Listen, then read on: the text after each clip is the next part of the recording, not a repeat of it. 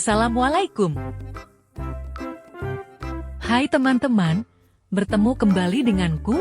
Bagi yang baru pertama kali bertemu, perkenalkan, namaku Yumna. Di video kali ini, kita akan menyimak 5 cerita hewan menarik. Simak baik-baik videonya ya. Cerita yang pertama berjudul, Petualangan si Tupai Cerdik dan si Landak Pemalu di Hutan Ajaib. Mari kita simak bersama. Di sebuah hutan yang penuh pohon tinggi dan bunga berwarna-warni, hiduplah seekor tupai cerdik bernama Tupi dan landak pemalu bernama Lando. Mereka selalu bersama, menjelajahi hutan dengan penuh rasa ingin tahu. Saat berjalan di hutan, Tupi dan Lando bertemu kupu-kupu yang sedih. Sayapnya basah karena terkena embun, sehingga ia tidak bisa terbang. Tupi dan Lando lantas ingin membantunya. Setelah membantu kupu-kupu, Tupi dan Lando bertemu dengan anak kura-kura yang tersesat. Anak kura-kura tersebut ingin kembali ke kolam. Namun, jalannya terhalang oleh akar besar, sehingga membuat anak kura-kura tersebut kebingungan. Setelah membantu kupu-kupu dan kura-kura, mereka semua berkumpul di bawah pohon rindang. Tupi, Lando, kupu-kupu, dan kura-kura tertawa dan bermain bersama. Mereka sangat senang karena memiliki teman baru. Tupi dan Lando belajar bahwa menolong teman akan membuat hati menjadi bahagia. Mereka bersepakat akan selalu membantu siapapun yang membutuhkan. Cerita yang kedua berjudul Perjuangan si Semut Kecil dan si Belalang Pemalas. Mari kita simak bersama ya. Di sebuah padang rumput yang luas, hiduplah seekor semut kecil bernama Siti dan seekor belalang bernama Bilo. Siti selalu rajin bekerja untuk mengumpulkan makanan, sementara Bilo lebih suka bersantai dan bermain musik sepanjang hari. Setiap hari, Siti bekerja tanpa lelah. Dia selalu semangat dalam bekerja. Aku harus mengumpulkan makanan untuk musim hujan nanti, kata Siti. Tapi Bilo tertawa, kenapa repot? Kita bisa bersenang-senang saja kan? Beberapa minggu kemudian, hujan deras turun tanpa henti sepanjang hari. Siti aman di dalam sarangnya dengan persediaan makanan yang sangat cukup. Tetapi, Bilo kedinginan dan kelaparan karena ia tidak punya apapun untuk dimakan. Melihat Bilo dalam kesulitan, Siti memanggil Bilo untuk masuk ke dalam sarangnya. Ini untukmu Bilo, tapi mulai sekarang kamu harus belajar bekerja keras ya, kata Siti sambil memberikan makanan. Terima kasih ya Siti, setelah ini aku akan lebih semangat untuk bekerja, jawab Bilo. Setelah itu, Bilo tidak lagi bermalas-malasan. Bilo belajar dari Siti bahwa kerja keras adalah kunci untuk menghadapi masa sulit.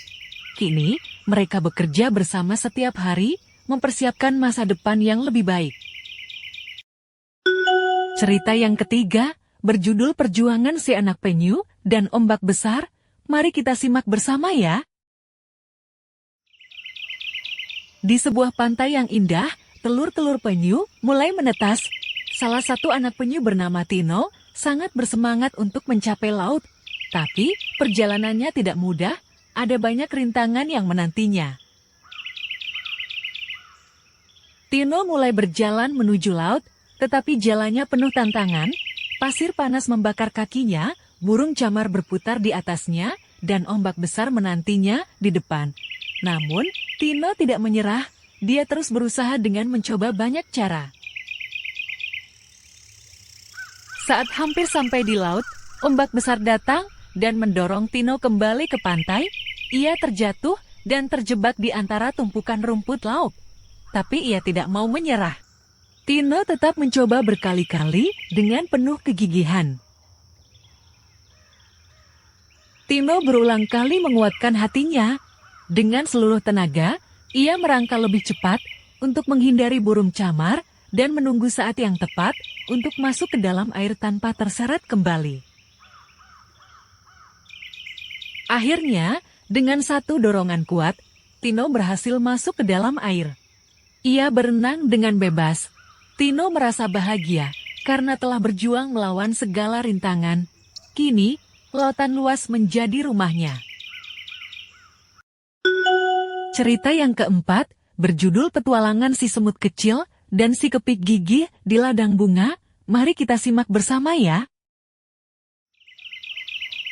Di sebuah ladang bunga yang luas dan indah, hiduplah seekor semut kecil bernama Sisi dan seekor kepik bernama Piko.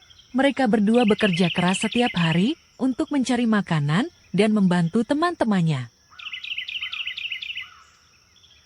Suatu hari, Sisi menemukan sebutir biji besar yang bisa menjadi makanan untuk seluruh koloninya. Namun, biji itu terlalu berat untuk dibawa sendiri. Piko datang membantu, tetapi ada bukit pasir yang menghalangi jalan mereka. Meskipun lelah dan berat, Sisi dan Piko tidak menyerah. Mereka bekerja sama, menggali jalur kecil di pasir, dan mencoba lagi. Dengan usaha keras dan berkali-kali mencoba, mereka akhirnya berhasil membawa biji tersebut ke atas bukit. Sesampainya di koloni semut, semua teman Sisi bersorak gembira. Mereka kini memiliki makanan yang cukup untuk berhari-hari. Sisi dan Piko merasa sangat senang karena kerja keras mereka membuahkan hasil dan memberikan manfaat untuk banyak koloni semut. Dari usaha mereka dalam memindahkan biji makanan yang cukup besar dan berat, Sisi dan Piko belajar bahwa kerja keras dan kegigihan selalu membawa hasil yang baik. Mereka pun berupaya untuk selalu berusaha dan tidak mudah menyerah. Cerita yang kelima, berjudul Petualangan si Kupu-kupu Lincah dan si Lebah Pekerja di Hutan Bunga. Mari kita simak bersama ya.